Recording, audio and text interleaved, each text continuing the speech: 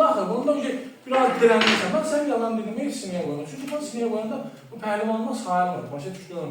Sən əgər sırf qol gücünə hərəkət edirsənsə, məsəl üçün deyək, bunun məsəl üçün vur, mənə bax, əsas ən çətin əyləmə üsulda, pəhlivanlığın birinci əyləmə üsulda budur.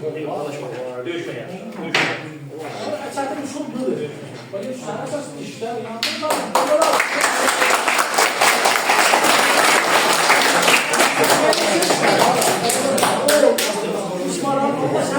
Müslüman tərəfinin için parası demək. Ondan kəf elədim. Yəni bu yaşda onu edir. Bu yaşda.